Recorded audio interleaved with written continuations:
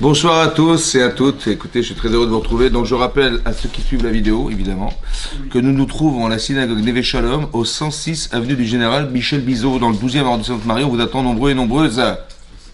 Avant que je m'énerve. Bon. Alors c'est marqué dans la paracha de Baralotecha. Vedaber Hashem el Moshe les Morad Hashem a dit à Moshe en disant, vous allez me dire que c'est un peu long, disant, non? Daber el Aaron. Daber el Aaron. Parle à Aaron, vers Martha et dit lui, Baralotecha tenerot, lorsque tu feras monter les nerot, ça veut dire quand tu allumeras les flammes. El moul pene amenora yairu shiva tanerot, éclaireront 7 nerot. Donc on a demandé à Aaron d'allumer les veilleuses. D'allumer les veilleuses. Ouais, d'allumer les veilleuses. Maintenant, d'allumer les veilleuses. Il faut allumer les veilleuses. Rachid nous explique la man ispera paracha la meilleure et paracha de pourquoi il fallait juxtaposer la paracha qui précède, c'est celle des chefs de tribu. Vous avez vu la chef de tribu qui chacun, l'un après l'autre, il a dû apporter un sacrifice, des offrandes pour inaugurer l'autel qui se trouvait dans le Mishkan. On a fait une inauguration et là-bas c'est marqué que chaque chef de tribu a apporté son sacrifice avec la paracha qui suit, qui est celle de Baalotecha, qui nous parle de l'allumage des nérotes par Aaron. Qu'est-ce que ça a à voir avec la... Très bien. Alors, avec les choucroutes. Les Vikshera Aaron Chanoukat Amizbeach Nessim Chalshat Zarto. Lorsque, comment il s'appelle, Aaron Cohen, il a vu, il a vu l'inauguration du Mishkan et il a eu de la peine. Il a vu que chaque chef de tribu avait été invité. Velo aya emmaem Chanouka lohu velo shifto. Par contre, lui, Cohen Gadol, frère de Moshe Rabbeinu, représentant de la Keuna, ouais, il a dit bon, ils vont m'appeler. Ils vont m'appeler. Ils appellent chef de tribu, ils vont m'appeler, ils vont me téléphoner. Il n'a pas été avec eux. Et ni lui n'a été représenté, ouais, ni un membre de la tribu des Kohanim. Il n'y avait pas de Kohen. On a invité Reuven, Shimon, Lévi, chaque chef de tribu, chaque Nissim, on les a invités, mais lui, on l'a pas invité. Bon, à votre avis, comment il a dû l'avoir là? Qui c'est qui a invité d'abord? Hein? Hachem, il a dit Hachem, il dit voilà, chaque chef de tribu, ils vont apporter, ils sont venus, ils se sont présentés avec des sacrifices, etc., avec des corbanotes. C'est ce qu'on lit en vérité à Hanouka, c'est ce qu'on lit aussi à la paracha de la semaine dernière. Et lui, il n'a pas été invité. Mettez-vous à la place de Aaron Cohen. Eh ben, il n'a pas donné l'enveloppe. Il n'a pas reçu le faire-part. Mais non, c'est ça, il a plus. Mais non. Ouais, c'était pas sa bar mitzvah, mais je veux dire que quelque part, mettez-vous à sa place 2 secondes. Comment vous auriez interprété la situation, vous? Hein? On veut pas de toi. Quoi? On veut pas de toi. On veut pas de toi, donc on aurait culpabilisé, ou bien... Attends, Cohen Gadol, il n'est pas invité, Cohen Gadol. Il se serait rebellé, je sais pas, il serait énervé, il aurait, tu vois, non? Non? Bah, je sais pas, c'est... Moi, je dis non. Bah non plus, mais je veux dire, la réaction naturelle qu'on aurait pu avoir, c'est celle-là. On se dit, attends, mais ils n'ont pas honte, ils m'ont pas invité, ça se fait pas, quel affront, ouais, quel affront. Ou bien il aurait pu se dire, ou alors il aurait culpabilisé, il dit, bah, je méritais pas, ouais, je méritais pas, j'ai dû faire voilà, j'ai participé au Vaudor, il aurait pu culpabiliser, ou bien il aurait pu se dire, si Hachem, il a décidé, je me tais. Exactement, c'est ça qu'il aurait dû faire ou pas? Et c'est ce qu'il a fait? Il a dit, j'aurais tellement voulu être là-bas. Très intéressant de comprendre. Hein? Attends, écoute-moi bien la nuance. Soit un type il se culpabilise, soit il se dit c'est honteux, soit il va s'énerver, il se dit attendez j'ai pas compris là, qu'est-ce qui se passe. Soit il va se justifier en se disant bah, j'ai dû fauter malheureusement, soit il va se dire bah, si Hachem a décidé. Mais tout ce que je vous dis là, c'est pas ce qu'il a dit. Pourquoi je vous parle de ça? Parce que qu'est-ce qu'on a besoin de savoir entre nous? Quel était l'état d'âme de Aaron Cohen lorsque on lui a proposé d'allumer la menorah? Qu'est-ce que ça nous Est-ce qu'on a besoin de mettre ça dans les people? Je ne sais pas moi, dans Paris Match. Qu'est-ce qu'on nous raconte? Pourquoi on nous parle de ces sentiments émotionnels qu'il a pu avoir? Dis-moi simplement, écoute, les chefs de tribu, ils ont apporté le sacrifice, Razak, et lui il a mis la menorah, c'est tout. J'ai pas besoin de savoir pourquoi, comment. Si manifestement on nous explique dans quel état d'âme il a pu le vivre, c'est que ça nous apporte un enseignement. Ça veut dire que je suis en train de vous expliquer que il y a des situations dans la vie où on va s'entendre dire mais qu'est-ce que c'est que cette histoire? On m'a pas invité, et puis on m'a pas respecté, ou bien je vais me vexer, ou bien je vais me culpabiliser, vous avez compris, tous ces sentiments-là en vérité sont des sentiments qui sont faux. Ah bon? Ah oui. La preuve, c'est qu'il a dit, il n'a pas dit ça. Il a dit, ah, j'aurais tellement aimé être là-bas. J'aurais tellement voulu participer. Bon, mais j'aurais tellement voulu être. Maintenant, écoutez-moi bien. Chayecha. Hachem dit, je jure sur toi. Shelchak de la Michelaï. Ce que je vais te donner maintenant est plus grand à mes yeux que ce que eux ils ont fait. Ouais, shata metiv ou ata ochel, ata madlik ou metiv et tanero, tu vas toi allumer et tu vas nettoyer les flacons de la menorah, du candélabre. Voilà, et ça pour moi c'est plus important que tout ce qu'ils ont pu faire. Ça va? Maintenant, est-ce que, à votre avis, s'il a vu cet état d'âme ou pas cet état d'âme, est-ce qu'il aurait reçu la menorah? Non? Oui. Oui. Je sais pas. Est-ce que si là on nous dit il s'est pas senti bien, il aurait dit j'aurais tellement aimé. Bon, est-ce que qu'il ait ressenti de quelle manière qu'il soit bien, pas bien, machin, est-ce que de toute façon c'était prévu qu'il allume la menorah? Oui, mais ça, c'est dans le Midrash. Est-ce que encore c'est le Mefadim, mais c'est le Midrash qui nous a hein, c'est pas marqué, mais c'est ce qu'on nous explique. C'est marqué dans le Midrash. Des choses qu'on ne sait pas, mais c'est marqué dans le Midrash. Sans le Midrash, on n'aurait jamais su. Mais ce que je veux dire par là, est-ce qu'à votre avis, il aurait de toute façon reçu la menorah ou pas, peu importe comment il aurait ressenti, pas ressenti, bababababa. Oui ou non? Oui. Est-ce que c'est logique dans votre tête que d'un côté on nous dit voilà ce qu'il a ressenti et on lui dit t'as eu la menorah, ça va? Mais si c'était pas nécessaire de le savoir, pourquoi c'est marqué? Puisque de toute façon, qu'on l'ait su ou pas su, de toute façon il aurait eu le menorah. En vérité c'est l'inverse. C'est parce qu'il a eu de la peine de ne pas avoir été là-bas qu'Hachem lui a dit je vais te donner la menorah. Comme si qu'il avait créé un manque. Ça veut dire autrement dit, écoutez-moi bien. Dans la vie, des fois, il y a des choses qu'on n'a pas forcément réussi. Il y a des choses qu'on n'a pas, on a raté. Il y a des choses où on n'a pas été invité. Il y a des choses qu'on n'a pas. En vérité, mais tu dis, mais qu'est-ce qui m'arrive? En vérité, c'est juste provocateur pour que tu demandes. Et ce manque-là, Hachem, il a fait exprès de te proposer pour que il le comble lui-même par autre chose. Mais ton avis, vous avez compris ça? Vous avez compris? Il a dit, mais j'aurais tellement voulu être. Ah, tu aurais voulu être, donc tu manques d'être. Alors je remplis par là. J'ai fait exprès de ne pas t'inviter. Vous avez compris? J'ai fait exprès de ne pas t'inviter. Tu as deux façons de traduire. Soit tu vas te vexer, soit tu vas être complexé, soit tu vas culpabiliser, soit tu vas dire bah, Dieu a décidé. C'est pas ça que j'aurais voulu que tu penses. Ça veut dire qu'on est en train de vous expliquer dans quel état d'esprit il faut réfléchir les situations. Ben, je suis en train de vous expliquer là. Il faut réfléchir en se disant quand il m'arrive une mitzvah, ouais, quand les gens rentrent à la synagogue, ouais, et que par le plaisir que nous avons de les voir rentrer, ouais, ça doit nous procurer le désir, vous avez compris? Ouais. Ça veut dire que quand il m'arrive quelque chose et que je dis, mais attends, mais on m'a créé un manque, là ici on a créé un manque, comment ça se réfléchit? Eh bien ça doit se réfléchir quand on a des bonnes midotes, quand on a de l'humilité, quand on est main à mine, on dit, bah tiens, je ne remets pas en cause le bon Dieu. Je ne dis pas, mais qu'est-ce qu'il m'a fait, c'est quoi ce coup qu'il m'a fait? Je dis simplement, j'aurais tellement aimé participer à la mitzvah. Et ça s'appelle, c'est ça l'état d'esprit qu'on doit avoir dans la mitzvah. Même avec un autre être humain. X chose. Encore une fois. Vous avez compris ce que je dis? Et ça, c'est comme ça que ça se réfléchit. C'est ce qui est marqué dans Rashi. Il n'y a pas marqué dans Rashi, ah, il a culpabilisé, ah, il a été vexé, il n'est pas susceptible, il n'est pas machin. Donc il y a des choses qu'il faut éliminer. Buvez. Comme ça, il faut l'éliminer. Susceptible, complexé, bras du noir, ça marche pas. Vous avez compris? Il a dit, ben, on m'a pas invité. Mais Cohen Gadol, frère de Moshe Rabbeinu, je veux dire, il y a de quoi se complexer, il y a du Yetzirah derrière tout ça. Et ben il dit, maintenant, il dit dommage, j'aurais tellement voulu être là-bas. Ah, tu voulais être là-bas? Alors je te donne la menorah. Ça veut dire qu'Hachem il fait exprès pour qu'on lui propose autre chose. Vous avez compris? Faire exprès pour qu'on ait un manque? Pour que vous ayez un manque et que vous lui demandiez, et lui va le combler. Et là, vous allez voir que ce qu'on va vous proposer est souvent plus fort que ce qu'on a voulu donner. Vous avez imaginé ce qui est marqué là? Shelchak de Mishalem. Ça veut dire que Hachem il a dit, mais il dit j'aurais tellement voulu que ce soit toi qui l'amènera, mais je peux pas te la donner parce qu'il faut être en aptitude de désirer pour que je te la donne. Mais tu l'es pas. Alors je vais créer. Comment je fais? Je fais ça. Ça c'est la lecture qu'on doit avoir d'Hachem. Le Yitzhak arrive à dire, tu vois, t'as fait le vaudor. Ah, c'est normal, t'as pas invité. Vous avez compris? Quand je m'entends dire, ah oui, j'ai fait le vaudor. Tout de suite vous avez réagi, culpabilité. Mais il faut arrêter ça. Il faut arrêter. C'est-à-dire il faut arrêter de croire qu'on est des nullards, il faut arrêter de croire qu'on est toujours punis. On n'est plus des enfants pour dire on va être punis, on va être machin, on va être... Il faut penser positif, c'est-à-dire il faut réfléchir et se dire, voilà, c'est ce que nous apprend la Torah, qu'il faut à chaque fois qu'il y a une situation, comment tu l'as traduit, de quelle manière tu l'as dit. Vous avez compris? Ça va? Par exemple, un exemple. J'en ai beaucoup d'exemples à vous donner, mais un exemple. Un jour, Caïn et Evel, ils vont apporter un sacrifice. Vous vous rappelez? Dans la parasha de Bereshit.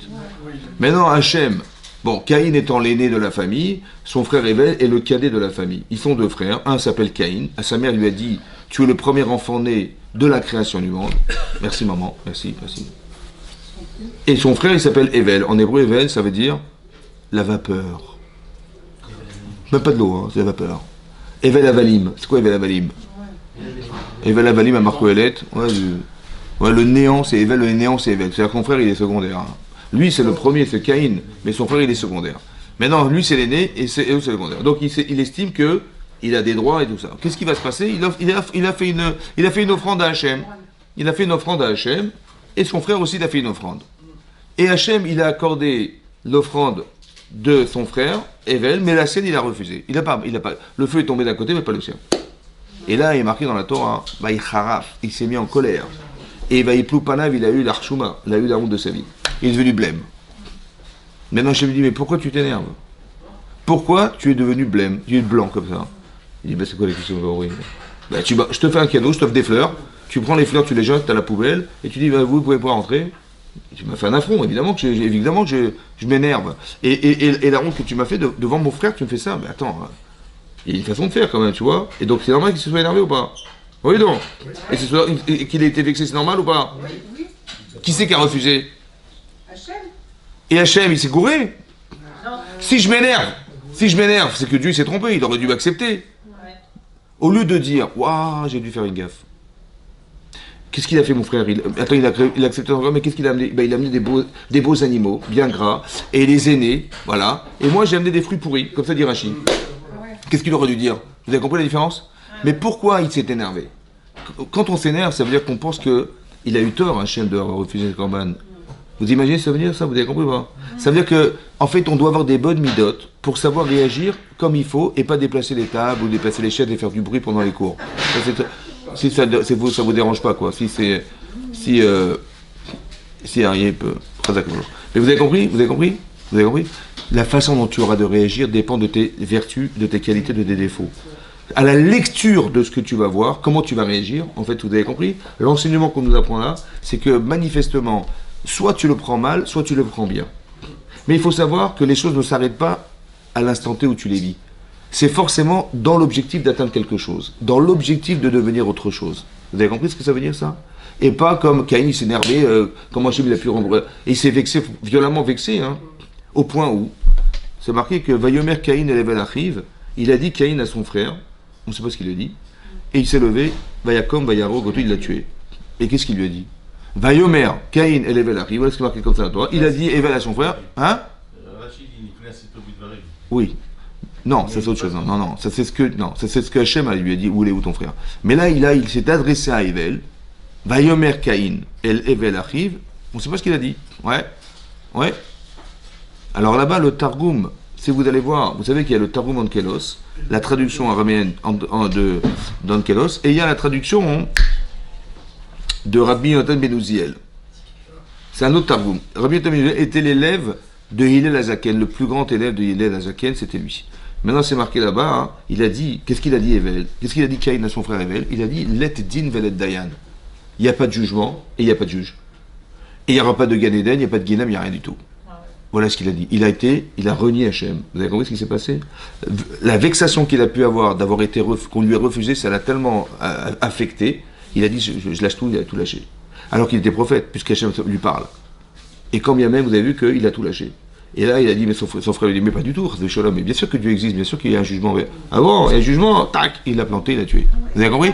Ça veut dire qu'il a dit, oui, mais ça veut dire qu'il a dit, let din velet dayan. En araméen, ça veut dire, il n'y a pas de jugement, il n'y a pas de juge, et pas de juge.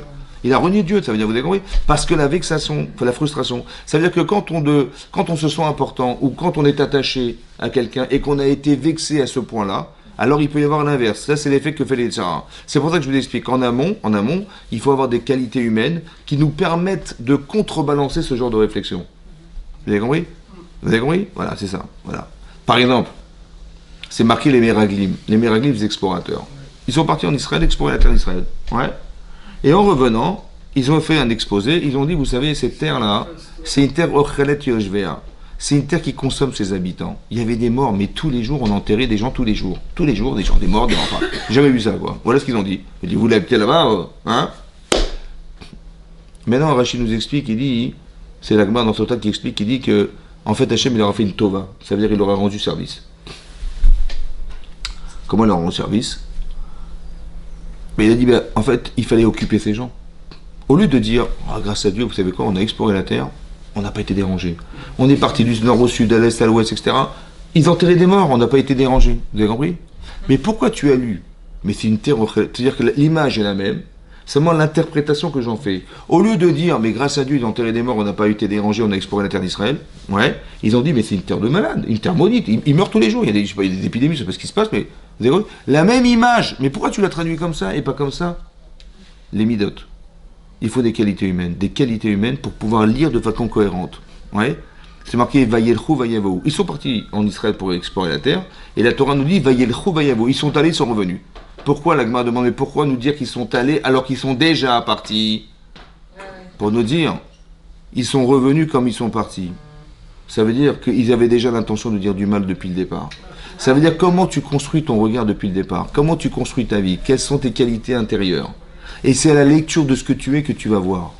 Vous avez compris? Tu dis, mais je suis pas fou, ils ont enterré des morts, alors vous devez vivre là-bas. Mais c'est pas ça qui est marqué. C'est pas ça comme ça qu'il faut lire. Tu sais pas lire. Il y a marqué, grâce à Dieu, ils étaient occupés à enterrer des morts et tu as pu explorer la terre sans être dérangé. Pourquoi tu as dit, ah, grâce à Dieu, on n'a pas été dérangé? Mais non, c'est comme ça que j'aurais voulu que tu dises, et pas le contraire. Vous avez compris? Ça veut dire que ça dépend. Vous avez compris que le regard, les lunettes qu'on peut avoir dans la vie, il y a un filtre. Le filtre, c'est les midotes. Quelles sont tes vertus, quelles sont tes qualités? Est-ce que tu es orgueilleux? Est-ce que tu es vaniteux? Est-ce que tu es machin? Est-ce que tu es... Et c'est à la lecture de ça que tu vas voir. Tu dis, mais je suis pas idiot, j'ai bien compris, c'est comme ça. Mais pourquoi tu l'as compris comme ça? Parce que tu es comme ça. Mais avec cet angle-là d'analyse, ouais. On ne voit que le côté positif des gens. C'est-à-dire qu'à aucun moment, non. On peut devenir une cible, on peut devenir nous-mêmes une. Écoute-moi bien. Proie, non. C'est pas analysé. Il y a une différence. Ce qui est bon, à un moment donné, il y a une différence fondamentale. Il y a une différence fondamentale entre. Écoute-moi bien. Il y a une différence fondamentale entre juger et condamner. Il y a juger. Quand tu vois que tu as jugé qu'il était coupable, tu vois qu'il est coupable, tu le condamnes. Si tu vois le contraire, tu le condamnes. Tu restes lucide. Ça n'empêche pas on n'a pas dit qu'il faut. Je parle dans la relation avec Hachem, dans la relation de vie avec les autres aussi. On doit être dan les kapzechut. Tu sais pas. Pourquoi tu condamnes? Ben, il faut juger de façon favorable. T'en sais rien. Tu dis, ah, il a fait ça, forcément. Pourquoi tu dis coupable? Juger, on juge tous. Mais pourquoi tu condamnes? Il y a différents. Tu dis, les gens vont dire, mais pourquoi tu m'as jugé? Mais heureusement que je te juge. Je ne suis pas idiot, je vois que tu fais ça. Mais non, est-ce que je te condamne ou je t'innocente, c'est autre chose. Mais je te juge. Je vois une situation, je ne vais pas rester naïf et croire qu'il ne s'est rien passé. Non, il s'est passé quelque chose. Donc je juge la situation. Maintenant, est-ce que je vais basculer? J'ai une balance. Est-ce que je vais favorablement te juger ou je vais de façon défavorable? C'est toi qui décide. Mais il en reste que j'ai droit je peux te juger, il n'y a pas de souci, je ne suis pas naïf. Je vois bien qu'il y a un problème. Le type, il sort d'une boutique en criant, et l'autre a crié au secours, a priori, c'est un voleur. Tu comprends? J'ai pas de... Non, je sais pas, peut-être qu'elle a crié parce qu'elle a vu une souris dans la cuisine, j'en sais rien. Donc je juge favorablement. Tant que je ne sais pas, je ne sais pas. Je ne condamne pas la personne, mais je juge la situation. Vous avez compris? Je juge la situation. Moi, ce qui m'intéressait, c'est vous expliquer que, en fait, toute la paracha, elle est construite sur ce principe. Pourquoi? Parce que plus tard, on va voir que on va faire pour la première fois le Korban Pessah l'année d'après Pessah. Vous avez vu dans la paracha, c'est marqué la deuxième année. On était Nissan, donc il s'est passé un an entre la sortie d'Égypte et cet instant-là. Et Hachem, il va dire, le 14e du mois de Nissan, vous allez apporter le Korban, et là, voilà. Donc mitzvah d'amener le Korban Pessah. Mais parmi les gens qui étaient là-bas, il y avait des gens qui étaient impurs. Pourquoi? Parce que quand Yosef était en Égypte, il a dit, Pakod Ifkod Elokim Etrem. Hachem un jour va vous souvenir de vous. Et vous allez prendre mes ossements que vous allez déplacer de l'Égypte directement en Israël en passant par le désert. Donc il savait qu'il y a un jour. Alors non seulement on a récupéré les ossements de Yosef, mais aussi ceux des Shvatim, des 12 tribus, ouais, des autres enfants de Yaakov Avinu. Et donc ceux qui ont transporté, qui ont fait la mitzvah de déplacer les ossements, ils sont forcément devenus impurs. Ouais. Il y a aussi, on explique aussi que quand Nadav et Avihu sont décédés, ouais, ils ont emmené un feu étranger, ils sont morts, et les gens se sont donné le droit de pouvoir les prendre et les déplacer pour les amener en Israël aussi. Ouais. Ils se sont engagés à le faire, donc ils sont devenus impurs. Et aussi on dit, il y a marqué dans le Midrash, qu'un jour on a trouvé un Met Mitzvah. C'est quoi un Met Mitzvah? C'est quelqu'un qui est mort malheureusement dans la rue, on ne sait pas qui il est et tout ça. Ils ont dit il faut l'enterrer, ils l'ont pris, ils se sont rendus impurs pour lui. Et donc ils étaient tamés. Et c'est marqué que celui qui est impur, il ne peut pas amener le Korban Pessah. Oui, quelqu'un qui est impur, il ne peut pas amener le sacrifice de Pessah. Il faut passer par la paradouma, la vache rousse, etc. Ça, il y a un délai. Et là, ils n'avaient manifestement pas le temps. Et donc, ils ont été voir Moshe Rabbeinu. Ils ont été voir Moshe Rabbeinu et ils ont dit la chose suivante. Ouais. Ils ont dit comme ça.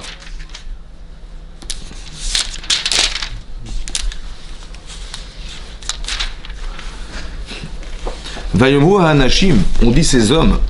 Oui, il y avait des gens qui étaient impurs, on a dit, oui.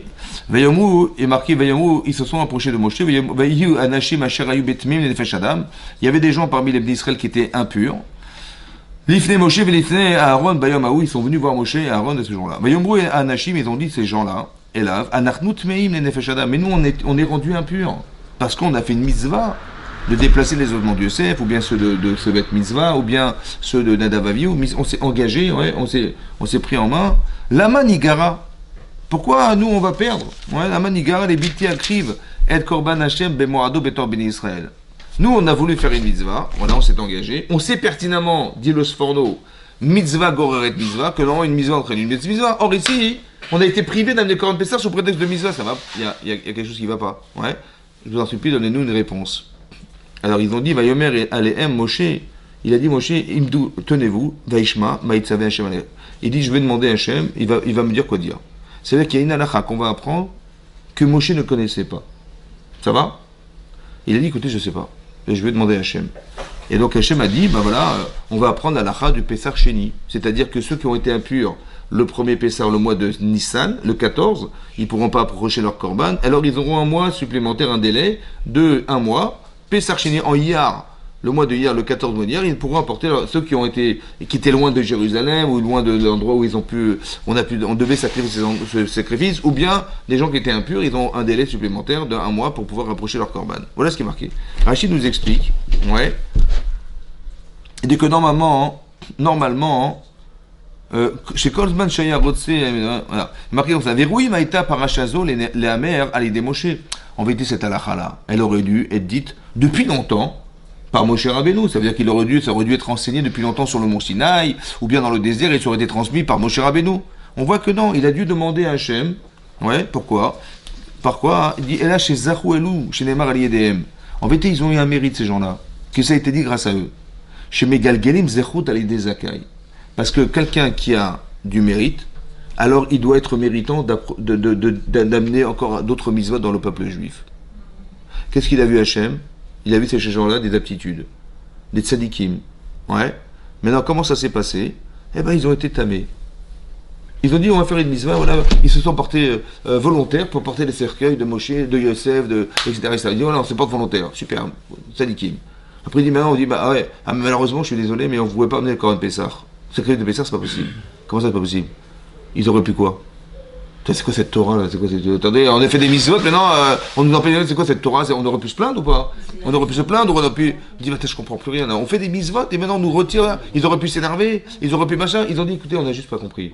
Voilà, on a fait une mitzvah, et normalement une mitzvah entraîne une mitzvah, et là malheureusement, on peut pas amener le Korban Pessah, mais on aurait tellement aimé approcher ce korban. On aurait tellement aimé, comme je vous disais tout à l'heure, j'aurais tellement voulu participer à Hanoukat Mizbeach, j'aurais tellement voulu participer à la mitzvah. Il faut, dans ton tête, il faut que tu sois clair. Tu dis, même si on t'a privé quelque chose, tu dis, ah, c'est dommage, j'aurais tellement aimé.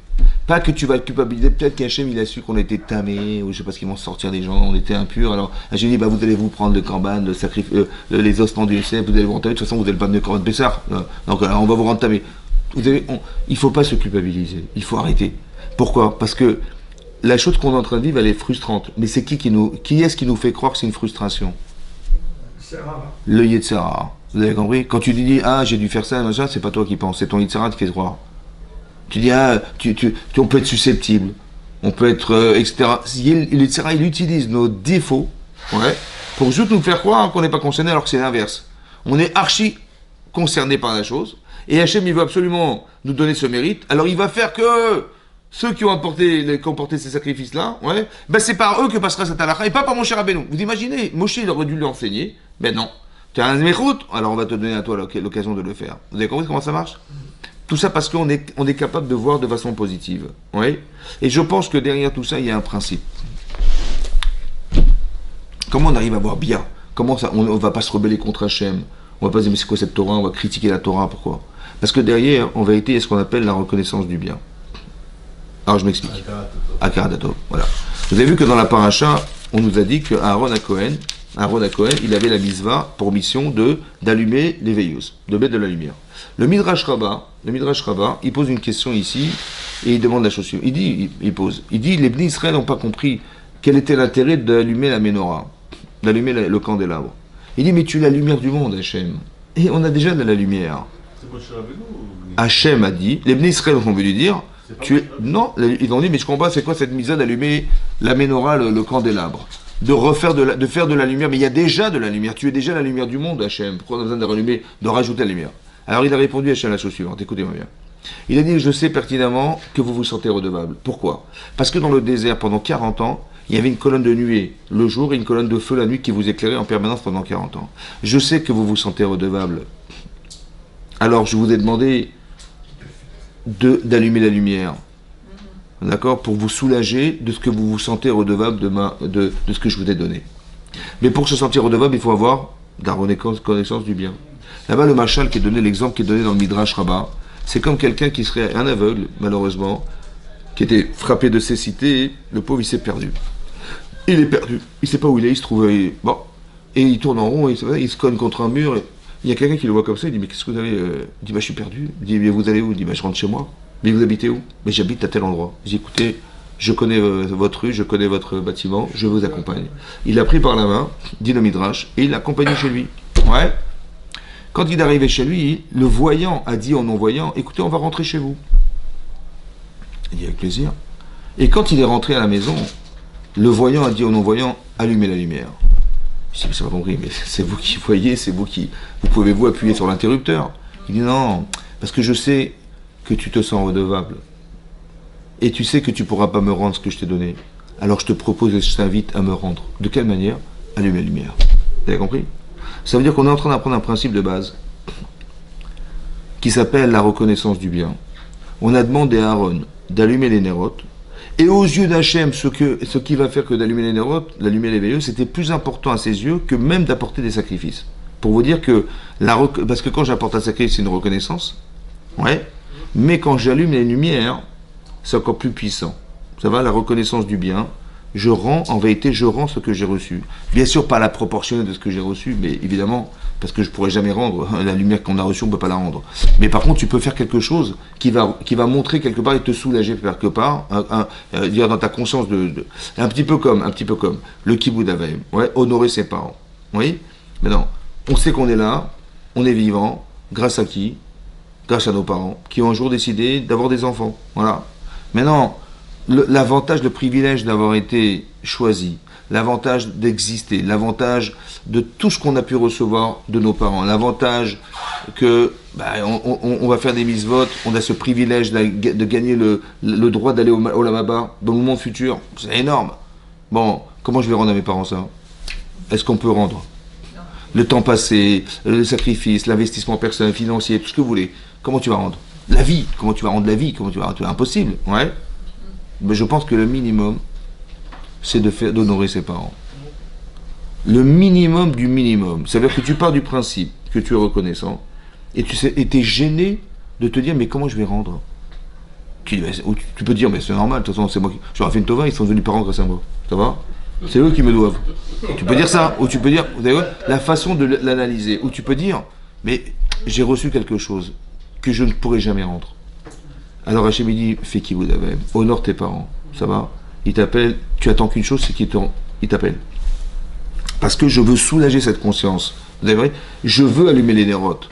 Parce que je sais que derrière, je suis redevable. Vous avez compris? Ça veut dire qu'on part du principe, très important, de savoir qu'on doit être reconnaissant. Et lorsqu'on est reconnaissant, on voit des choses différemment. On les voit de façon positive. Il m'arrive un truc, je sais qu'Hachem, il n'a pas fait ça pour me faire un sale coup. Donc, je le vois de façon positive. Le Yetzer Hara, il va faire quoi le contraire? Mais je n'y crois pas parce que je sais que je suis reconnaissant. Et donc, cette reconnaissance, elle m'amène à penser que je n'ai pas à croire que ce qui m'arrive en vérité a été un coup monté contre soi. Ou qu'on a voulu me vexer ou me frustrer ou je ne sais pas quoi. Ça va? Un exemple pour comprendre la limite de ce que je vous dis.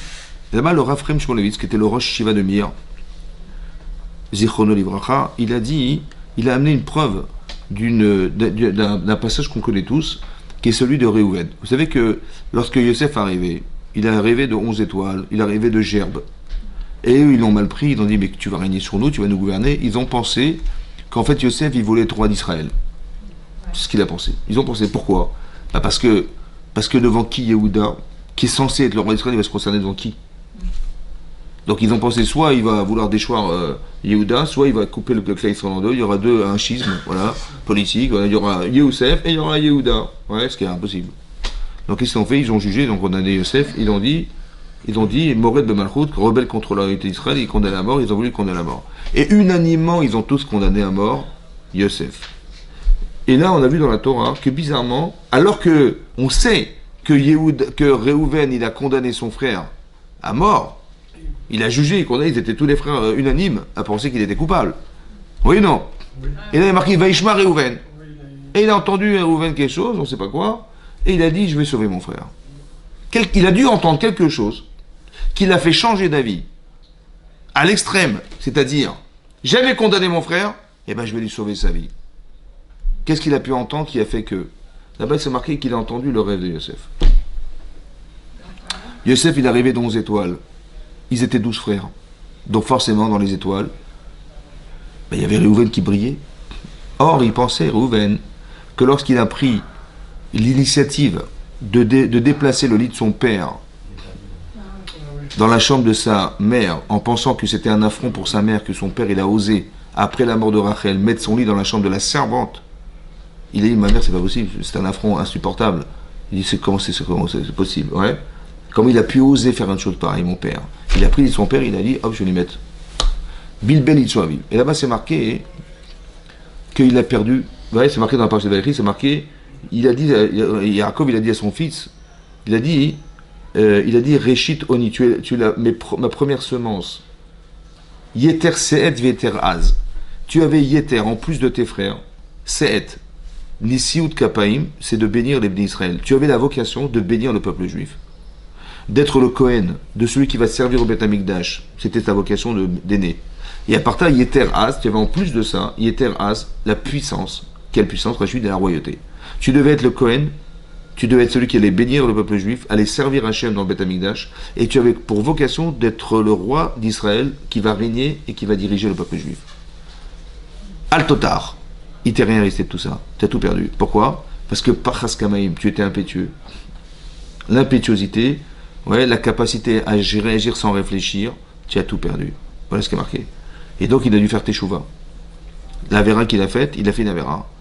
Parce que la Shechina, il y a marqué Yetzoué Allah, il y avait la couche, sur la couche de Yaakov résidait la Shechina, la présence divine.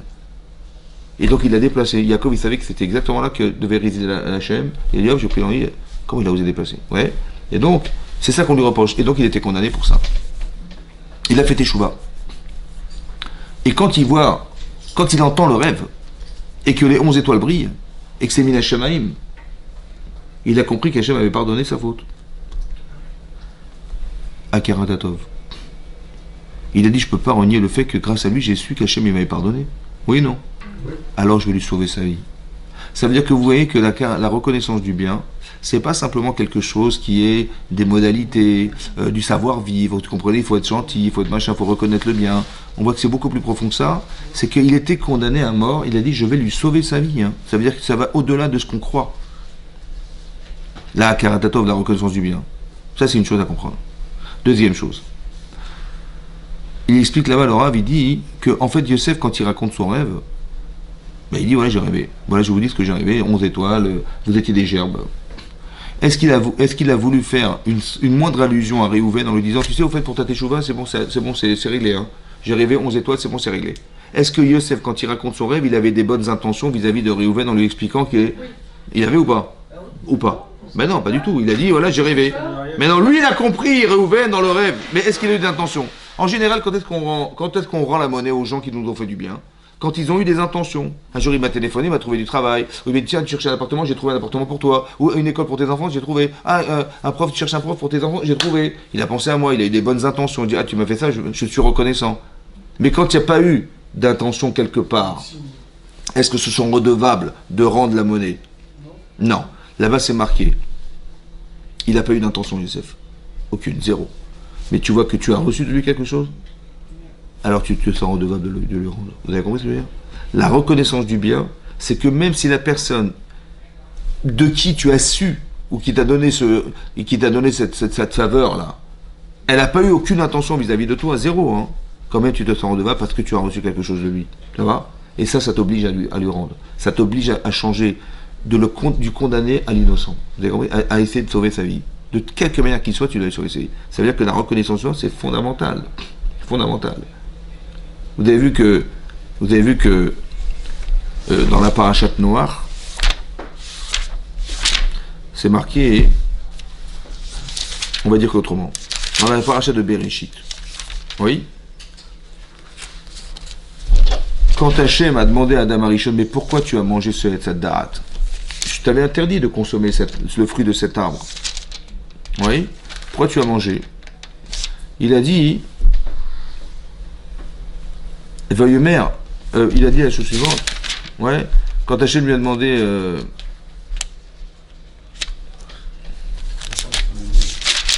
ouais, Vayomer Adam, ouais, il est marqué comme ça. Hachem il a demandé, Vayomer mi guide lecha qui est romata. Qui t'a dit que tu étais nu? Comment tu sais que tu es nu? Ouais, on sait bien qu'ils étaient nus, Vélo et Bochachou, ils n'avaient pas honte. Ouais, il n'y avait pas de connotation péjorative du bien et du mal. Ça n'existait pas. C'est quand ils ont mangé ce Etz Da'at, l'arbre de la connaissance du bien et du mal, là, de façon péjorative, il y a je me sens mal ou je me sens bien, ou je sens le bien et le mal. Avant, c'était pas comme ça, c'était on va dire, virtuel. Il y avait le vrai et le faux. Je sais ce qui est vrai, mais j'ai aucun sentiment d'attirance vers le vrai et aucun sentiment de refoulement vers le mal. Aucun, zéro. C'est quand ils ont mangé qu'ils ont eu honte d'être nus. Vous avez compris? Parce qu'ils avaient conscience de ce que ça voulait dire pour eux. Hachem leur a demandé, Vayomer Hachem leur a dit, Mi guidecha, mais qui t'a dit, qui est Romata, que tu étais nu? Ouais. Amina Etz, est-ce que c'est la sorte d'arbre Achaviti Chalebilti Achal, Mimenu Achalta? Est-ce que c'est l'arbre de fruits que je t'avais interdit de consommer, que tu as mangé, qui t'a fait savoir que tu étais nu? Vayomer Adam, Aïcha, Asher Natana, il m'a dit. Il dit, c'est la femme que tu m'as donnée, Inatnali Mina Etz Vaochel. C'est elle qui m'a donné ce fruit et je l'ai mangé. Qu'est-ce qu'il a dit? Il a dit c'est elle ou il a dit c'est la femme que tu m'as donnée? C'est la femme que tu m'as donnée. Ça veut dire quoi?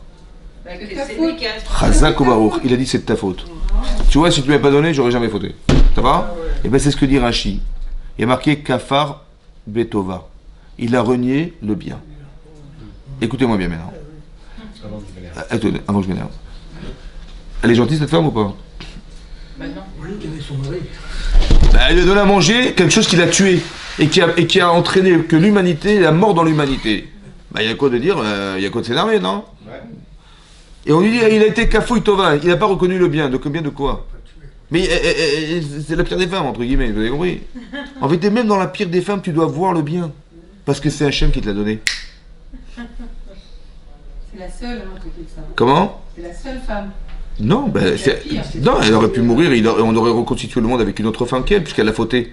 Mais encore une fois, il y a marqué Kafouille Tova. Ça veut dire qu'il faut voir derrière l'intérêt qu'avait Hachem de lui donner cette femme, oui, il y avait quelque chose de bien à tirer de ça. Et lui, il a vu que finalement, il a vu que le mal de la situation. Et elle aussi a vu que le mal de la situation. Kafouille Tova, ça veut dire qu'il a renié le bien fondé de fait d'avoir épousé cette femme. Ça va? Bon. Parachat Noach. Vous savez qu'il y a eu le déluge. Vous connaissez l'histoire? Combien de rescapés? Ben, ils étaient 8. Il y avait Noach, sa femme, et 3 enfants et 3 belles-filles. Ça veut dire 8 personnes. Ces enfants, les enfants de Noach, ont eu des enfants. Et là, dans la parachat Noach, c'est marqué qu'ils se sont rebellés contre Hachem. Ils ont fabriqué une tour, une ville. Ouais. Ils ont dit on va monter dans cette tour, on va se rebeller contre Hachem, etc. Et bien, c'est marqué, il est marqué comme ça.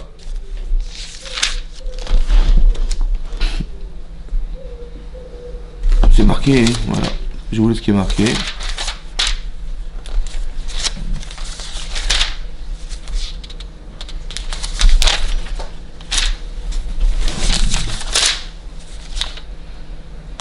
Alors, où est-ce que c'est marqué? C'est marqué Vaïred Lirot. Hachem est descendu voir. Oui. Vaïred Lirot et Tahir vet Amigdal. Il est descendu voir la ville et la tour Asher Banu Bene Adam. Oui. Qui avait construit les fils de l'homme. C'est qui cet homme? Les fils de l'homme. Il a vu Hachem, la tour et la ville qui avait construit les fils de l'homme. C'est qui cet homme? Hein? A priori c'est Noach.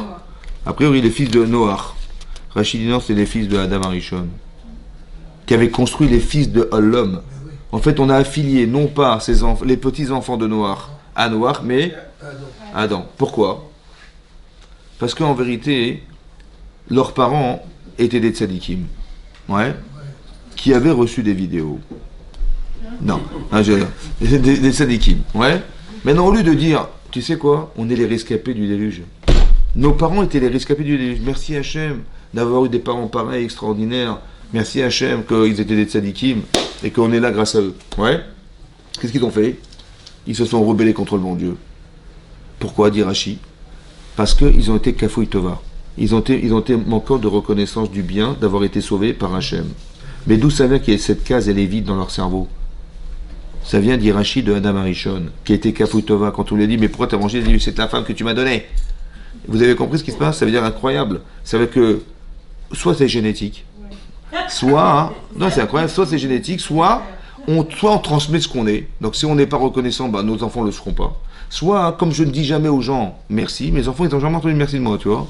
Donc ils ont dit, bah, pourquoi on va dire merci? Vous avez compris ou pas? Ils n'ont jamais de merci, jamais de machin, d'ailleurs. Bah, mes enfants ils ont appris, et mes petits-enfants pareil. Donc bah, vous avez compris ou pas? C'est-à-dire qu'il a osé dire un jour, mais c'est la femme que tu m'as donnée.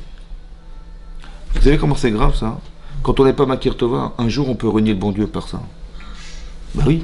Parce que si tu ne reconnais pas le bien d'exister, tu dois rien à personne. Eh ben tu peux renier le bon Dieu direct, c'est ce qui est marqué là. Mais d'où ça vient? Ça vient de Adam.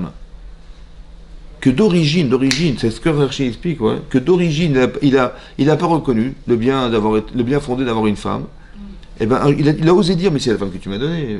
Il dit, ah, c'est de ta faute, si tu ne m'avais pas donné, j'aurais jamais fait un truc pareil.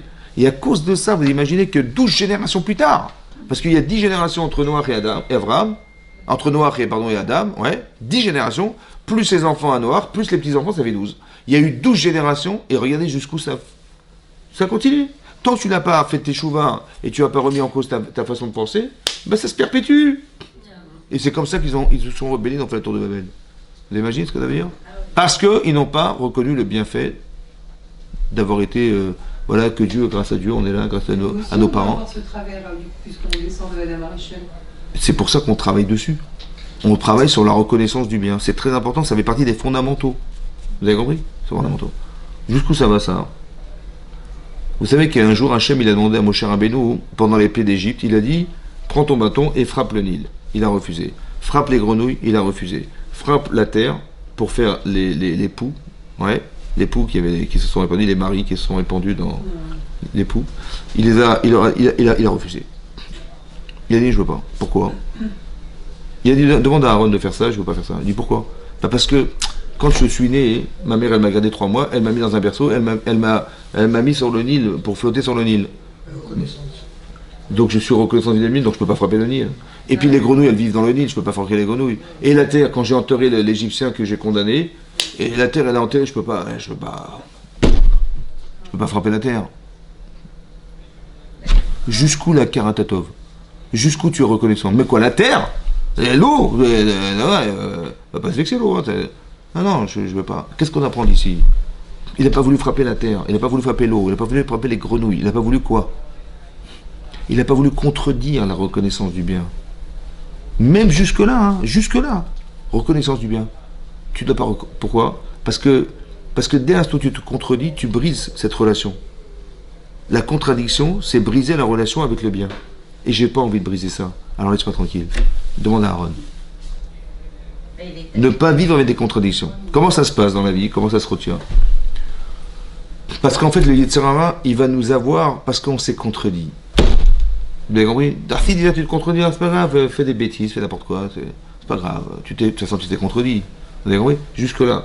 La reconnaissance est tellement fondamentale qu'il va y avoir quelque chose qui va venir essayer de nous contredire, de contredire cette notion-là, ouais, et nous amener à vouloir être indépendants, soi-disant, d'Hachem, en reniant le bienfait d'avoir reçu la vie, d'avoir reçu tous les privilèges qu'on a sur la terre. Mais là, Pourquoi c'est important, il a été hein? contre, Comment? Mais là, Moshe Rabbeinu, il était contre la décision. Non, justement, c'est ce qu'on explique. Il n'a pas dit, mais c'est vrai que c'est bizarre, parce que Hachem leur donne de faire. Mais c'est provocateur. Provocateur pour qu'ils disent non et qu'il arrive à consolider, à cristalliser en lui ce désir de reconnaissance du bien. Parce qu'on en a besoin. Vous allez comprendre pourquoi on en a besoin. Jusqu'où on peut être reconnaissant? C'est ça qui est marqué là. Ah, mais Sur une action sur laquelle on est reconnaissant envers quelqu'un, ouais. jusqu'à quel stade, jusqu'à quel point et combien de temps? Même si c'est encore, si déjà l'eau, je veux pas me sentir contredit par le bienfait que j'ai reçu d'eux, alors à fortiori des êtres humains, quelle est la limite? Il n'y en a pas. La reconnaissance du bien, il n'y a pas de limite dans l'humain. Mais déjà dans l'eau. Qu'est-ce que je dois à l'eau? Rien du tout, elle est créée pour moi, l'eau, Hachem l'a créée pour moi, et quand même, mais en vérité, qu'est-ce que ça veut dire au fond? Au fond, ça veut dire comme ça. Il y a ce que je sais consciemment, je dois rien à l'eau du tout. Consciemment, je ne dois rien du tout, mais inconsciemment, je me sens contredit. Parce que je sais, dans mon cerveau, je sais que le cerveau fait des liens, en fait, qui sont logiques, mais à une limite extrême dont je n'ai pas conscience. Parce que dans mon cerveau, je dis, mais je me revois sur le Nil. Inconsciemment, je me revois sur le Nil, et je sais que ma mère m'a mis là-bas, et comment j'ai osé frapper. Vous avez compris ce que je veux dire? Mais comment ça marche? Par exemple, je vous avais dit une fois, Danacha, si vous avez devant vous, il y a du vin, voilà, on a du vin, on a du pain, et on a du boursin. Non, on a du vin, on a du pain. On a du vin et on a du pain. Et vous devez faire une bracha. Laquelle est prioritaire? Le pain ou le vin? Le pain. Pourquoi? Parce que le pain nourrit, le vin réjouit. Donc dans ta tête, il faut mettre une hiérarchie en sachant que ce qui te fait vivre est prioritaire sur ce qui te fait jouir. C'est comme ça. Ok. Maintenant, est-ce qu'on peut faire kidouche? Est-ce qu'on peut manger sans faire kidouche? Non. Le vendredi soir. Est-ce qu'on peut faire manger du pain sans faire le kidouche? Non. Et on doit faire kidouche sur du vin. Donc on va être obligé de boire du vin avant de manger du pain. Alors comment on fait? Alors la Torah, Rami nous dit, couvre le pain. Il ne faut pas que tu vois le pain quand tu vas boire du vin. Pourquoi? Pour ne pas contredire le niveau de hiérarchie que tu dois conserver dans ton cerveau, que le pain est prioritaire sur le vin. Vous avez compris ça? Vous avez compris? Vous avez compris? Quand ça sonne, quand khatan. Vous avez compris? C'est très important que vous compreniez que vous avez compris, je ne veux pas me contredire. Alors Rami dit, couvre le pain, il ne faut pas que tu le vois. Tu sais ce qu'il y a en dessous. Mais il ne faut pas que tu le vois, parce que tu vas te sentir consciemment, tu dis, mais non, la priorité c'est le vin, je fais kidouche, et je sais ce que je fais, je dois faire kidouche, après, la halakha, je connais la halakha. Oui, la halakha, tu la connais, mais inconsciemment, ton cerveau, il te dit, bah, tu vois bien que le vin était prioritaire sur le pain, la preuve, tu vois, tu t'es vu là. C'est des raisonnements que je tiens, qui en fait ne sont pas conscients, mais qui existent dans mon cerveau, et qui après, m'amènent à penser des choses contradictoires dans ma vie, et alors, il dit, non, il ne faut pas te contredire. Vous avez compris, c'est ça. Il ne faut pas que tu sois contredit par ce que tu fais. Alors couvre le pain. C'est pareil. Je sais que je dois être reconnaissant. On va recevoir la Torah. Mais qu'est-ce qui m'oblige à respecter la mitzvah? Qu'est-ce qui m'oblige à respecter la Torah et étudier la Torah? Rien du tout. Je dis, attends, Hachem, il t'a sauvé la vie. Il t'a sorti de l'esclavage. Il te nourrit en permanence. Il te permet d'avoir tous les privilèges que tu as sur la terre. Dis merci quand même. Et bien si tu dis pas merci, c'est honteux. Et si tu dis merci, la moindre des choses, c'est de faire la volonté d'Hachem. La moindre des choses, minimum du minimum, respecte la Torah, c'est une évidence. En plus, on te dit, si tu respectes, tu vas avoir le monde futur. Ah, c'est a fortiori, vous avez compris? Mais ça veut dire qu'il y a un minimum de reconnaissance du bien, c'est ce qu'on voulait que soit. C'est pour ça que Hachem, des fois, il prive de choses. Par exemple, il nous a fait vivre un esclavage énormissime, parce qu'on a fait appel à lui. Et en faisant appel à lui, il nous a sauvés. Et en nous sauvant, il a comblé tout le manque qui avait été créé par l'esclavage. Et là, je dis, ben, sans lui, je ne pouvais pas m'en sortir. Mais c'est ce système-là, qui est le système qui amène à la reconnaissance, qui est fondamental dans l'existence. Vous avez compris? Il faut qu'on soit reconnaissant. Vous avez compris? Ça se passe au départ les parents, ça se passe après avec Hachem, etc. Mais il y a ce niveau de reconnaissance. Et c'est ça qui va permettre de voir de façon positive dans la vie. Vous avez vu dans la paracha de cette semaine, c'est marqué que on était dans le désert et c'est marqué là-bas que les Bisraël se sont plaints. Dans cette paracha, c'est marqué Vehi ha'am mit'onenim hara be'ozne Hashem. Voilà que les Bisraël se sont plaints Ouais. Ils ont prétexté des choses mauvaises aux oreilles d'Hachem. Vaishma Hachem, Vaïcharabo, Vatiba'er Bam Esh Hachem, Vatochal Miketse Machane. Et donc il y a un feu qui a endommagé une partie, un coin du camp. Rachid nous explique, Vaï Ha'am, voilà que le peuple s'est plaint. Rachid dit, En Ha'am et la Rishaim. Quand vous voyez le mot Am, ce sont des mécréants. Ve'uamar ma'ese la Hamazé, où se marqué, qu'est-ce que je vais faire de ce peuple? On va y marquer Am, et c'est des Rishaim. Ou alors, etc. Et quand on parle des Kshérim, on dit Ami, mon peuple. Quand Hachem dit mon peuple, c'est quand mes enfants ils réussissent, tu as vu mes enfants, et quand ça va pas, je dis occupe-toi de tes gosses. C'est plus les miens, hein, c'est les tiens. Ça va? Donc quand il y a le mon peuple, c'est je suis fier. Le peuple, je suis pas fier. Après, c'est marqué, qu'est-ce qu'ils ont voulu faire? Ouais. Il dit mitonenim, ils se sont plaints. En mitonenim el lashon alila. En vérité, quand on parle de plainte, en fait, ce sont des prétextes. Que quoi? Mais Vakshim alila, hein, il cherchait des prétextes. Ech lifrosh ma'achere makom, il voulait se séparer d'Hachem. Vechen ou Omer, bishimshon. Pareil, on voit bishimshon. Ra beuzna Hachem, ouais. To'ana shi ra beuzna Hachem. En fait, c'est un prétexte qui était mauvais aux yeux d'Hachem. Chez Mitkavnim, chez Tavo et Bozné, en fait, il voulait que cette plainte, elle arrive aux oreilles d'Hachem. Veyaknit, et que ça l'énerve. Amrou oilanu kamal labatnu bederechazé. Combien on s'est fatigué sur ce chemin. Shlosha yamim jelonachnu meinu yaderer. On s'est même pas reposé, ça fait 3 jours qu'on marche, on est crevé. Maintenant, c'est quoi on nous afflige, on nous demande de marcher, continuer à marcher. C'est quoi cette manière de faire? Comme ça, ils se sont plaints. Vaïcharav, Hachem s'est mis en colère. Il dit Ani Haïti mitkaven et tovatrem. Mais il dit mais moi j'ai fait pour votre bien, je l'ai fait ça. Je vous ai demandé d'accélérer. Pourquoi? Parce que les canesses. Parce que chez les Torah, chez Tikansou, les Eretz Israël, j'étais pressé que vous rentriez en Israël. C'est pour ça que je dis faites vite, marchez, ne vous arrêtez pas. Et vous avez pensé, genre il nous a fatigué, le bon Dieu. Vous avez compris? Ça veut dire que quand on a des bonnes midotes, on essaie de comprendre ce qui nous arrive. Mais quand on a des mauvaises midotes, on est tout le temps en train de traduire. Mais c'est quoi cette histoire? Qu'est-ce qui nous arrive? On est tout obligé de marcher là. Mais oui, ça veut dire que Hachem il dit mais je vous ai fait pour vite que vous rentrez en Israël. Pourquoi? Parce que si vous rentrez en Israël, moi je vais me retrouver avec vous. Et la Shrina va résider en Israël, c'est ce que je voulais. On est la 2e année. On est à Pessah. À Tisha B'Av, on était censé rentrer en Israël. Donc c'est-à-dire quelques mois plus tard. Mais je dis mais pressez-vous quand on est. Il me dit mais ça fait 3 jours qu'on marche sans s'arrêter, ça va pas. Ils se sont plaints. Qui c'est qui s'est plaint? C'est marqué va Safsouf, Hachem Bekerbo. Ceux qui se sont rassemblés étaient parmi eux. C'est qui ceux-là? Rachidi, c'est le Erevrav. Les gens qui étaient sortis d'Égypte, ouais, qui n'étaient pas juifs d'origine malheureusement et qui avaient des défauts. Hachem Bekebo it avu ta'ava vivakshu vivku gam ben Israël. Et ils ont réclamé, ils se sont installés, ils ont pleuré et même les ben Israël ont pleuré. C'est-à-dire que c'est eux qui étaient sous l'influence. Les ben Israël étaient sous l'influence de ce Erevrav. Vayomru mi yachelenu basar. Mais qui c'est qui va nous faire manger de la viande? Les acharnu tadaga asher nochal bemisraim chinam. On se rappelle, on se souvient du poisson qu'on mangeait gratuitement. Vet akishuim, ouais. Et les concombres, vet avatirim. Et les pastèques, vet achetzim. Ouais, la khatsir et tous les poireaux, vet abetsalim et les oignons et le choumine et tous les ailes et tout ça. Ouais. Vet ata nafshinu yevesha. Nos âmes. Nos personnes, elle est complètement sèche. En kol biti, il n'y a que la manne. Voilà, il n'y a que les petites boulettes, voilà la manne. Voilà ce qu'on a, on mange de la manne. Ils se sont plaints. Vous avez compris? Au lieu de dire, grâce à Dieu, on n'a même pas besoin d'aller cultiver, d'aller labourer, elle tombe. Il pleut de la manne, la parnasse, elle tombe du ciel. Tu ramasses, tu manges et tu t'occupes à tes occupations. Eh ben non, ils se sont plaints, il nous manque ça, il nous manque ça. Ils ont fait exprès, c'est un prétexte pour dire, mais laisse-nous tranquille. Mais est-ce que tu nous donnes, il n'y a pas ça, il n'y a pas ça, il n'y a pas ça. Vous avez compris? Ce sont des prétextes. Mais ça veut dire que, encore une fois, quand on se plaint, hein, c'est qu'on n'a pas de reconnaissance. Ça veut dire que le seul rempart qui arrive à pas s'angoisser la vie, à pas de broyer du noir, à pas machin, bah, c'est de voir le bien qui se trouve autour de soi. Tu as une balance, ouais, et tu trouves le prétexte de dire que c'est pire, hein. Mais tu as une balance, mais au contraire, mais tout le maximum de poids dans la reconnaissance du bien. Et là, tu as un regard lucide sur ta vie.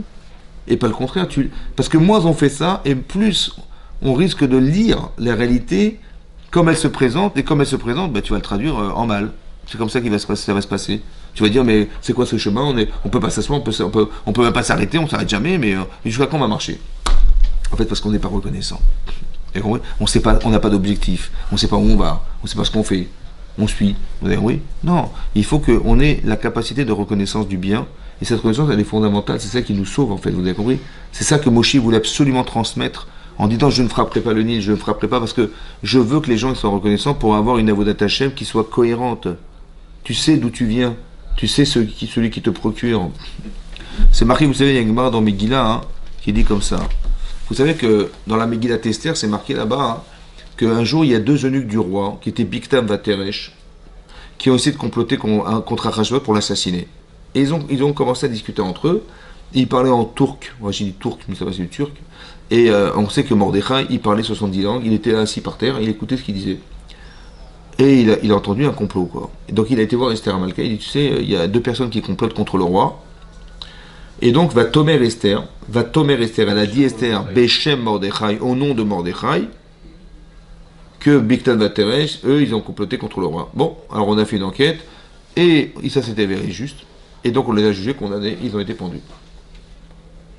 Voilà ce qui est écrit dans le livre des Chroniques. Un jour, Achashverosh, il ne trouvait pas le sommeil. Le jour où Haman, il avait décidé de prendre Mordechai, Achashverosh ne trouvait pas le sommeil. Alors il a demandé à ce qu'on lui lise le livre des Chroniques. Voilà, pour savoir ce qui se passait dans le royaume. Et là-bas, c'est marqué dans la Torah, hein, c'est marqué dans la Megillah, a été lu. Pas qu'ils ont lu, ils ne voulaient pas lire. Donc dès qu'ils tournaient ils voyaient Mordechai, ils voulaient tourner la page, et hop, ça revenait, et ça a été lu. Qu'est-ce qui a été lu? Qu'un jour, Esther a dit au nom de Mordechai qu'il y avait deux eunuques qui avaient essayé de l'assassiner, et il s'avère que c'était juste, et donc, ce monsieur Mordechai a sauvé la vie du roi. Il a dit, mais qu'est-ce qu'on a fait de bien pour Manasseh, qu'est-ce qu'on a fait de bien pour le gratifier de ça? Il a dit rien.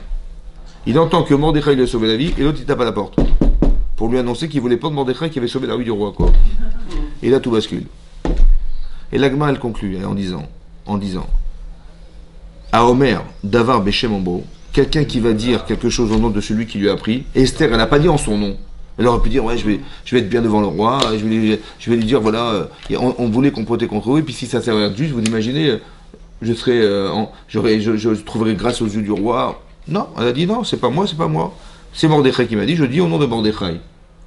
Et là-bas, il se marqué, à Omer Davar Beshem Ombo, quelqu'un qui va dire au nom de celui, Mevi Geoula Laolam. Il va apporter la délivrance dans ce monde. D'où on sait, parce que va Tomer Esther, mais chez Mordechai. Parce qu'elle a dit Esther au nom de Mordechai. Si elle n'avait pas dit Mordechai, on n'aurait jamais été sauvé. Ouais. Tout a basculé à ce moment-là. Quelle importance ça a? Comment? Alors justement, le Maharal de Prague, il pose la question. Il dit, c'est vrai que c'est bien tombé. Ça veut dire, Mina Shamaïm, elle avait dit au nom de Mordechai, et il y a eu la délivrance, on a été sauvé grâce à Mordechai Kolakavod. Mais c'est pas une règle générale. C'est ponctuellement, c'est bien tombé. Elle a dit au nom de Mordechai, et voilà, et juste en ce moment-là où il voulait pas de Mordechai, c'est bien tombé. Mais en quoi la Géoula qui s'est passée à Purim nous concerne aujourd'hui en 2023? La Géoula, voilà, parce que tu vas dire au nom, tu as écouté quelque chose, tu dis au nom du Rav, au nom de quelqu'un, tu as une information, je veux dire au nom de quelqu'un, mais quel rapport avec la Géoula Baolam? En quoi ça va amener la délivrance, ça va amener Mashiach? Alors le Maharal, il explique comme ça. Si on s'habitue à avoir l'honnêteté intellectuelle de dire de qui tu l'as entendu. De qui tu l'as entendu? Ben, j'ai entendu de Rav un tel. Et lui, il aurait bien entendu de qui? Bah, du Rav un tel. Et ce Rav un tel de qui? Bah, de Rav un tel. Et si je remonte la chaîne, je vais arriver à Moshe Rabbeinu. Et Moshe Rabbeinu, d'où qu'il a reçu? D'Hachem. Si tu as l'intelligence et l'honnêteté intellectuelle de dire au nom de celui, alors les gens, ils vont tous penser que Hachem existe. Parce que tu vas remonter la chaîne jusqu'à Hachem. Et là, il y aura la Géoula Baolam. Vous avez compris? Simplement, si tu reconnais que si tu l'as su, c'est grâce à quelqu'un. La reconnaissance du bien, alors remonte en arrière. Vous avez compris ce que je veux dire? C'est parce que tu reconnais et tu ne voles pas les choses en les disant en ton nom, mais tu as l'honnêteté intellectuelle de dire, mais ça vient de lui. Je vais quand même pas lui enlever ce privilège. Et de lui, j'ai entendu de lui, hein, et on va remonter à l'origine, c'était Hachem. Si on ne sait pas, et qu'on dit que c'est au nom de certains grands rabbins... C'est pour ça qu'il faut étudier la Torah, mon chéri. Pour être sûr de qui tu l'as entendu. Mais ça veut dire que pour ramener les choses à l'origine, il faut avoir une gymnastique intellectuelle de ramener à l'origine. C'est comme ça. Tu vois? Toujours c'est comme ça. Et c'est ça la reconnaissance du bien. Tu vois? Voilà. On voit bien qu'on descend dans les générations. Donc, en fait, ouais, c'est comme une fois, il y a quelqu'un, hein, il était sur un bateau. Ouais. Il était sur un bateau. Et puis, un non-juif, il voit un tzaddik comme ça, et son fils, il le sert, il s'occupe de lui, machin, mais avec des honneurs particuliers et tout ça. Jamais vu de sa vie, quoi. Il dit, il va voir ce monsieur, il dit, mais Dites-moi, mais qu'est-ce que vous avez fait à votre fils pour qu'il vous serve aussi bien? Moi, le mien, moi, il m'a oublié carrément. On se téléphone plus, ça fait 6 mois. Il dit, ben, je vais vous dire pourquoi. Il dit pourquoi? Parce que vous enseignez à vos enfants que l'homme descend du singe. Donc, plus il s'éloigne de vous, plus il est valorisé. Nous, c'est l'inverse. Les gens qui étaient nos ancêtres étaient des très grandes sadikim. Et plus on s'en éloigne, et plus on se baisse. Donc lui, il a plus d'intérêt à me servir que le contraire. Vous avez compris? Mais ça, c'est parce qu'il est Makir Tova.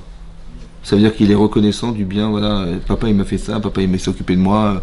Voilà, tous les sacrifices personnels qu'il a fait pour moi et tout. Ou maman, elle a fait ça. Voilà, ils se sont arrachés les cheveux pour moi, ils ont fait des dépenses pour moi, ils ont investi du temps pour moi, ils n'ont pas dormi la nuit pour moi. Voilà. Et ben, la moindre des choses, c'est la reconnaissance. Vous avez compris? Ça fait partie des fondamentaux. Ça, il faut le garder en mémoire tout le temps. C'est très important. Ce cours-là, c'est pour expliquer que ça fait partie de l'essentiel de la Avodat Hashem. Que quand on est Makir Tova, vous avez vu, on peut pas se plaindre et ni penser qu'on va s'abstenir de faire des choses alors qu'on est redevable. Ouais. Quelqu'un qui m'a sauvé la vie, c'est comme c'est marqué, vous savez, il est marqué dans le Midrash aussi, c'est marqué là-bas, que quand les filles de Yitro, elles ont rencontré Moshe Rabbeinu qui l'avait sauvé des bergers qui l'avaient agressé, ouais, elles ont dit Ish Mitzri Tzilanu, un homme égyptien nous a sauvés. Le sens littéral, c'est de dire, elles ont pris Moshe pour un Égyptien. Elles ont dit à leur père, un homme égyptien nous a sauvés. Ça, c'est le sens littéral. Le Midrash explique autrement. Il dit que quand elles ont été sauvées par Moshe Rabbeinu, il leur a dit, mais ne me remerciez pas moi. Il dit, pourquoi? Ben, si je suis là, c'est parce que j'ai tué l'Égyptien. Donc remerciez-le lui. Elles ont dit à leur père, Ishmitrini. C'est-à-dire que c'est l'Égyptien qui a tué Moshe Rabbeinu, qui a fait qu'il était là aujourd'hui. Sinon, il n'aurait jamais été là. Dit le Midrash Rabbah, quoi ça ressemble. C'est comme quelqu'un, il s'est fait piquer par un scorpion. D'accord? Donc il a une plaie, il a une blessure au niveau du pied, quoi. Et il essaie de retirer le dard, il a du mal et tout. Il cherche un point d'eau pour essayer de laver la plaie, quoi. Il faut absolument laver cette plaie. Et il court. Et là, quand il arrive dans la rivière, il voit un enfant qui s'est noyé. Il plonge dans l'eau, il récupère l'enfant, il lui sauve sa vie, quoi. L'enfant, il est comme ça, il dit, oh, mais attendez, vous m'avez sauvé, mais comment je peux vous remercier? Il dit, mais ne me remercie pas moi, remercie le scorpion qui m'a piqué. Ça veut dire, encore une fois, vous avez compris? La reconnaissance. Ça veut dire qu'il faut toujours revenir à l'origine. Vous avez compris? C'est un peu ce qui est marqué aussi, et ça répond à une question qui est une grande question dans la Torah. C'est marqué que quand Hachem il a demandé à Moshe Rabbeinu d'aller sauver d'Israël, vous savez ce qu'il a répondu Moshe dans la Torah? C'est marqué, il a dit... Hein? Non, il a dit, je vais demander à mon beau-père Yitro s'il me donne la permission de pouvoir gendre idéal, quoi. Ouais. Pour aller sauver l'Israël, il dit, écoutez, je suis prêt à y aller, je suis prêt à accepter, à la condition que mon beau-père il accepte que je m'en aille, que je puisse me libérer pour aller sauver l'Israël. Vous voyez le truc ou pas? C'est-à-dire qu'il y a des gens qui sont en train de mourir là-bas, ils souffrent martyrs, et lui il vient, il dit attendez, je vais demander à mon beau-père, ah oui, ça vous dérange pas si j'y vais? Mais qu'est-ce que tu perds ton temps? Hachem il t'a dit vas-y, qu'est-ce que tu fais des modalités de je sais pas quoi pour essayer de... Ça n'a aucun sens. Comment il a réfléchi Moshe Rabbeinu pour avoir cru qu'il fallait voir son beau-père? Ça veut dire quoi? Ça veut dire que s'il n'avait pas vu son beau-père, il a senti la nécessité d'y aller, c'est-à-dire que s'il n'avait pas été, il aurait échoué peut-être. Il a fallu absolument, mais qu'est-ce qui a justifié le fait qu'il aille voir son beau-père? Parce qu'il a été reconnaissant. Razak, c'est-à-dire comme ça. Aujourd'hui, physiquement, Hachem lui téléphone, il lui dit, il faut que tu ailles sur Israël. Qui c'est qui a fait qu'aujourd'hui, physiquement, il est là? Bah c'est Yitro. Parce qu'Yitro, quand il est parti d'Égypte, après il est parti en Éthiopie, il s'est retrouvé à Midian, qui c'est qu'il a hébergé? Bah c'est Yitro. Donc ici, je suis là. Peut-être qu'on m'aurait rattrapé, la police m'aurait rattrapé, je ne sais pas. Si je suis là aujourd'hui, je vois à qui? À lui. Or, si Hachem il a choisi cet homme pour me sauver ma vie, c'est qu'il a peut-être une part dans ce qu'Hachem il avait pensé qui était le sauvetage du Bnei Israël. Il a un pourcentage d'engagement. Or, si égoïstement, il m'a dit à moi, Hachem, d'y aller, j'y vais, et sans le pourcentage de reconnaissance que j'ai vis-à-vis de cet homme qu'Hachem a choisi aussi pour me sauver, parce que sans lui, j'aurais pas été là. Ouais. Alors, si je vais pas le voir, je vais forcément échouer. Alors, par reconnaissance du bien, je vais lui demander, est-ce que tu veux t'associer à la mitzvah? Ta part de sauvetage, tu veux me la donner, et je vais partir en ton nom, sauver les Israël, et il dit, vas-y. Vous avez compris ça? C'est extraordinaire. Ça veut dire que si tu ne reconnais pas l'origine de ce que tu es, mais c'est une catastrophe. Vous avez compris? Tu remercies pas tes professeurs, tu ne remercies pas ton rave, tu remercies pas.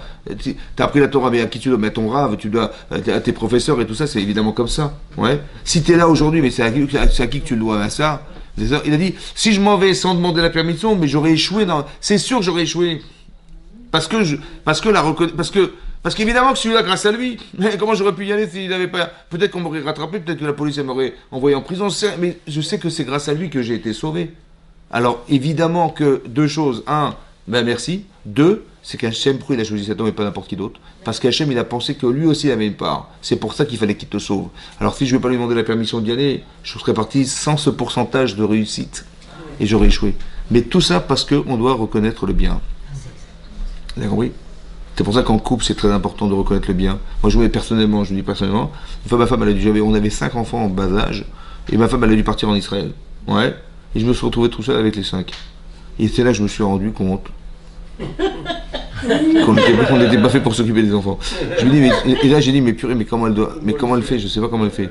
Et après, quand elle est revenue, je dis, mais ma chérie, ne repars pas en Israël. Hein, non, je lui ai dit, mais ça a été très compliqué. Et je dis, mais merci beaucoup d'être là pour m'accompagner à Karatatov. C'est là que tu vois le travail qui est fait. Il y a un travail féminin qu'on n'est pas capable de faire soi-même. C'est impossible. On n'est pas fait pour ça. On n'est pas construit comme ça. Et ben voilà, j'ai dit merci ma femme, merci de. Et tous les jours c'est comme ça. Il faut être Makir Tova. Il faut reconnaître le bien. Il faut savoir.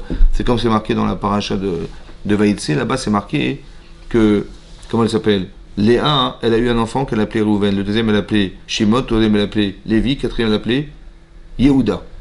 Yehuda, Odaa, Modi Manachnulach. Odaa, ça veut dire merci, je remercie Hachem. Odaa, Yehuda, je remercie Hachem. Alors je dis, mais pourquoi elle a remercié au 4e enfant et pas au premier enfant? Parce qu'elle croyait qu'elle n'avait que 3. Exactement, pourquoi? Parce que mathématiquement, elles étaient prophétesses. Rachid nous dit qu'elles étaient prophétesses. Il y avait 12 enfants possibles, c'était 4 femmes, 3 fois 4, 12. Elle a dit, légitimement, j'aurais pas plus que 3. Moi, non, plus, ça serait pas logique. Elle a eu 3. Mais non, elle a eu 4. Elle a dit merci Hachem. Elle a eu plus, ouais. Une fois, ça m'est arrivé, j'étais invité chez quelqu'un, ouais. Et sa femme, elle avait fait un repas de folie, tu vois.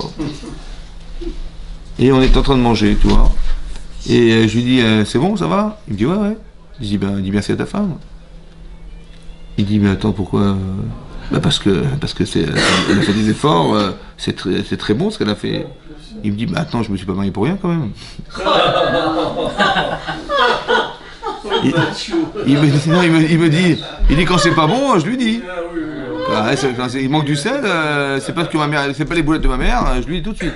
Mais quand c'est bon, je lui dis, mais elle a fait des efforts quand même et tout, tu vois. Comment ça se fait qu'il n'est pas capable de dire merci? Parce qu'on lui a pas appris à dire merci. Non. Il y a une logique derrière. Parce qu'il est bête. Exactement. Bah voilà, il est bête. Ouais. Non, mais pourquoi il est bête? Il dit mais c'est normal. Je me suis pas marié. Moi je vais faire des pâtes, je vais faire des trucs, je vais faire des omelettes. Voilà. Mais elle a fait un poisson de folie, des viandes machin, c'est succulent. On s'est délecté machin. Mais c'est normal, c'est ma femme. Je me suis pas marié quand même. C'est quand même pas moi qui fais à manger. Il trouvait ça normal. Voilà, il trouvait ça normal. Mais comment je vais faire réfléchir les gens pour leur amener à être reconnaissants? Comment ça se réfléchit? Alors le Rav Pinkus, il a dit comme ça. C'est un Rav qui est Niftar, il a dit la chose suivante. Il a dit comme ça. Il a dit, c'est marqué dans le Rashi que je vous ai dit. Elle pensait avoir combien d'enfants maximum, Léa? 3. Elle a eu plus que 3? Elle a eu plus que 3. Elle a dit merci à plus que 3. Pourquoi? Parce qu'écoutez bien. Elle a dit, je sais qu'on doit avoir au maximum 3 enfants chacune. Elle a su mesurer combien elle devait recevoir. Il faut que tu saches mesurer combien tu attends des autres. Combien tu attends de ta femme? Combien? J'ai dit, mais moi j'attends tout. Je dis, non, c'est pas comme ça que tu réfléchis.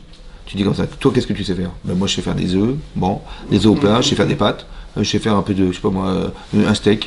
Mais un plat comme ça, ça j'aurais jamais su faire. Donc est-ce que ça va au-delà de ce que tu pouvais faire? Oui, alors dis merci. Mais pour ça, il faut mesurer combien tu es capable de comprendre, combien tu peux attendre des autres. Tu vois?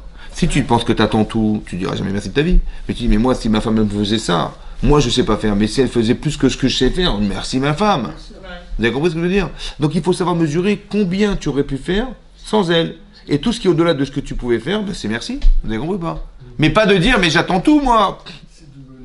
Mais non, mais c'est ça le pshat, vous avez compris? Et il y a marqué dans la Torah, elle a dit, j'attendais 3. Et j'ai eu plus que 3. C'est pareil. Tu dis, mais combien... Pareil pour toi, ton mari, c'est pareil. Qu'est-ce que tu pourrais être sans ton mari? Vous avez compris? Ouais, bah, tu dis, bah, j'aurais été une jeune femme, je serais resté dans ma maison avec mes parents. Bah, maintenant, t'es marié. Dis merci à ton mari. T'as eu des enfants. Dis merci à ton mari. T'es devenue mère, t'es devenue belle-mère, t'es devenue grand-mère. Mais dis merci à ton mari. C'est évidemment comme ça. La karatatov. C'est comme ça qu'on consolide un couple. Parce que j'attendais pas plus que ça. Et ben tu as eu ça. Ah bah merci. Vous avez compris? Il y a des gens qui n'attendent rien. Ils disent merci au moindre tov. Vous avez compris? Comme une fois, elle s'est vexée, la pauvre. Elle m'a dit, vous savez, les gens ils sont venus s'installer dans notre ville. Et puis je voyais des petits emparés, il n'y avait pas d'appartement, il n'y avait pas de travail, rien du tout. Et je me suis décarcassé, j'aurais trouvé un appartement, j'aurais trouvé du travail, j'ai installé les enfants dans les écoles. Vous croyez qu'ils m'ont envoyé une carte de Rosh Hashanah pour me dire merci de nous avoir aidés? Zéro. Alors je lui ai dit, vous savez madame, il y a des gens qui ne savent pas lire. Tu vois? Ils ne savent pas lire. Ils ne savent pas lire le bien. On rend service et ils ne savent pas lire. Et ça c'est très important de le faire, pourquoi? Parce que comment tu vas un jour remercier Hachem si tu penses que tu attends tout des autres? Bien compris ça? Ouais, c'est comme... Il faut avoir honte. C'est comme, je sais pas, quelqu'un il vient et le matin il vous dit, il t'amène un petit à manger, ne te lève pas, je vais travailler pour toi, ne te lève pas, je vais te faire, je vais m'occuper de ta maison, ta nourriture, je vais m'occuper de... Ça va, 5 minutes, t'es gentil, mais ça va. On devrait avoir honte en fait. Mais combien on reçoit? Combien? On devrait avoir honte de recevoir tout ça. Mais la moindre des choses que tu reçois, c'est d'être reconnaissant. Mais il faut savoir mesurer. On aurait pu vivre dans un monde où tout est blanc et noir. Les fruits sont en plastique, ouais, il n'y a pas de saveur, il n'y a rien du tout. Mais regarde tous les avantages, les privilèges qu'on a, toutes les variétés, toutes les couleurs, c'est énorme. C'est énorme. On vit dans un hôtel 4 étoiles, hein, franchement. Eh bien au moins dis merci, parce que le Créateur, c'est lui qui t'a favorisé tout ça. La moindre des choses, c'est ça. Et ça peut nous encourager, vers Hachem, à être reconnaissant. Amen, Kenny Ratson. Moi, Merci.